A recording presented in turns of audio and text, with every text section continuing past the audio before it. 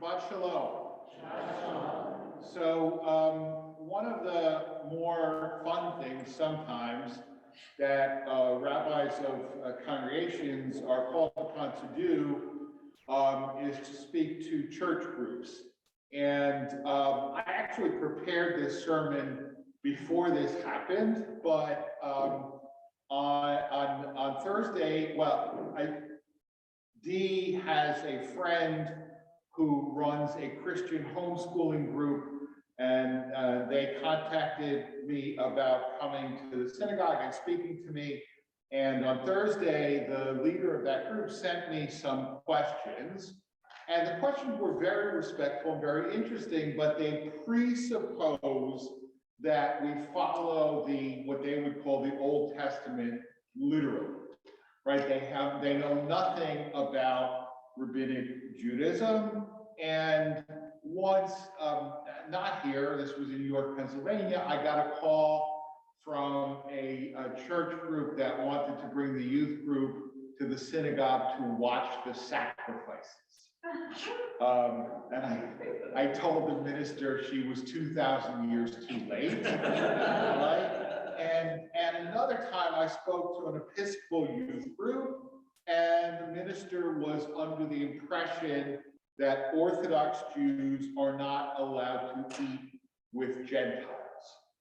Okay, now I'm sure she got this from some stories in the Gospels where people are shocked that Jesus is eating with sinners or whatever, but there's a specific context that no longer maintains it. If you read the different Jewish food groups, right, the number of questions people ask about, we have our company's holiday party at this non-kosher restaurant, right? Where can I get, what restaurant will deliver kosher? I mean, Orthodox Jews eat with Gentiles all the time, okay? But people have, strange ideas about our religion. But people have strange ideas about all religions, right?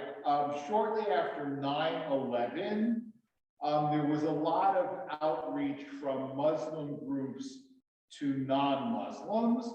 And there was an email circulating on the internet that said, next time an imam comes to speak to your synagogue or speak to your interfaith group or whatever, ask him about these quotes, okay? And so I was on the board of the Baltimore Jewish Council at the time, which is the Baltimore equivalent of our JCRC. And one of the other board members was an Orthodox professor by the name of Kenneth Lassin, who's a professor at the University of Baltimore Law School, and a great, great guy, and a really fine scholar, particularly of the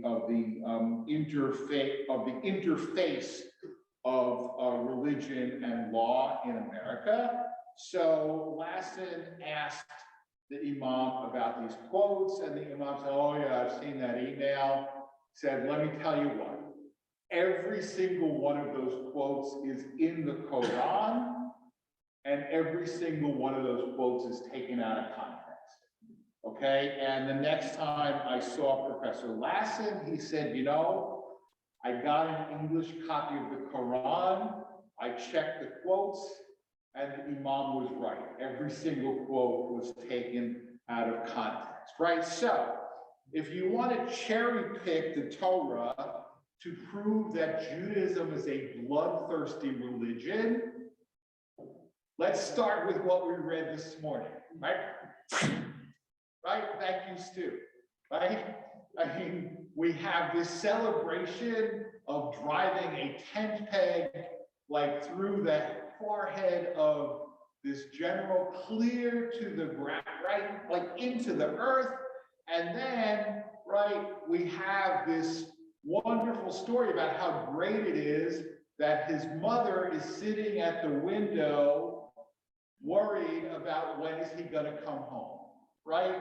And we read a song in loving detail about the drowning of the entire Egyptian army, right? And not only the soldiers, but the horses, right? I mean, what did the horses do, right? So, but this goes on, is the oldest Hebrew poem we have, and it goes on for 19 verses celebrating the fact that the Egyptians and their horses have died in the Red Sea. And then we end with the commandment to commit genocide against the Amalekites, right? So if you want to prove that Jews are bloodthirsty killers, you don't know any Jews, right? But start with what we read this morning, right? But we know that the Judaism we practice is very different, right? But you wouldn't know that if all you had was the actual biblical text, right? Because we don't follow the actual biblical text, right? I mean, you read what we read this morning, the Shirat Hayam, and at least for some people who are more well-trained in Judaism, we know the Midrash, where the angels wanted to sing, right? And God says to them, the work of my hands, meaning the Egyptians, are drowning in the sea, and you want to sing songs of praise, right? So God doesn't allow and we know how we spill wine at the Seder and all of that, right? But that's not in the actual text, right? You can't know a religion without knowing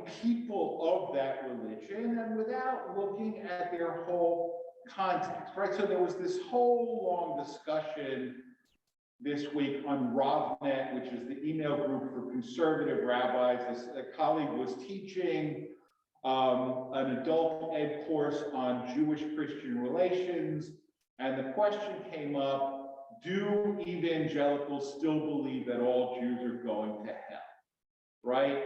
And this discussion was wild. Okay, and people brought in Nostra Aetate. Okay, Nostra Aetate is from Vatican II. It's the beginning of Catholics changing their teaching about Jews and Judaism. And, somebody like me who knows this stuff looks at this and says, what the heck, right? I mean, the question is about evangelicals, right?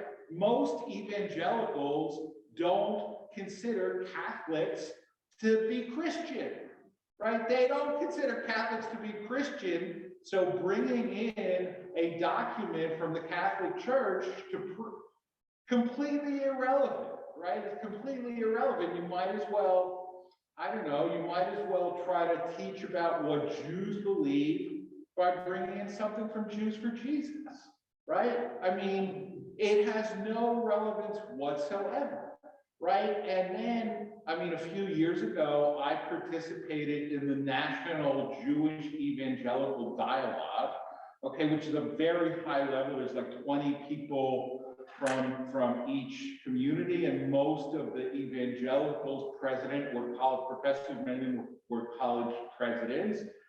And one of the Jewish participants quite innocently asked, are Pentecostalist evangelicals, okay? And one of the people there said, no, Pentecostalists are not evangelicals, which you might imagine upset the Pentecostalist delegates to this conference, right? I mean, you think that, we have, one of the burning issues, and I spoke about it last week or 2 weeks ago, right? Mihu Yehudi, right? Who is a Jew, right? Well, they have, Mihu Evangeli, right? Who is an evangelical. Indeed, they have Mihu Notzri, right? Who is a Christian, right? The point is, and since it's running late, there is diversity in every religion, okay? And the best way here's the best way to find out what adherents of a certain religion believe. Ask them, right? Ask them, okay?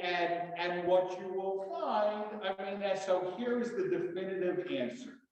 Do evangelicals still believe that all Jews are going to hell? Some do, and some don't, right? So you want to find out about a particular person, ask them. Shabbat Shalom. Rabbi, Go ahead. Rabbi, thank you very much. I just want to make one point because it matches exactly what you said. The person that you alluded to, who is my friend, was a graduate student that I taught at Johns Hopkins University, and then taught in public school.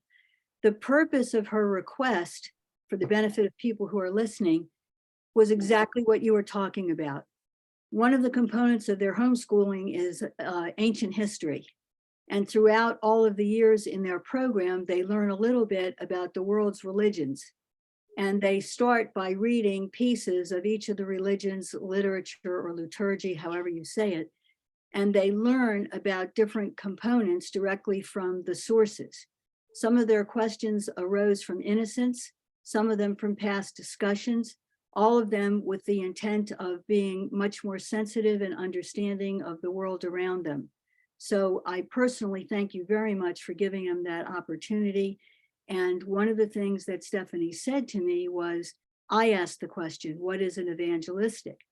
And what she told me was that they have gotten a very bad rap, the general, not the whole umbrella, because the religion has been politicized. And so what she said was there are evangelical elements in every Christian and Catholic sect. And interestingly enough, maybe even a tiny bit in Judaism. These are not dictum that she's teaching. These are issues the kids are exploring. So thank you very much for that opportunity. All right, thank you. So we continue with the Kaddish before Musaf and the Musaf service, 155.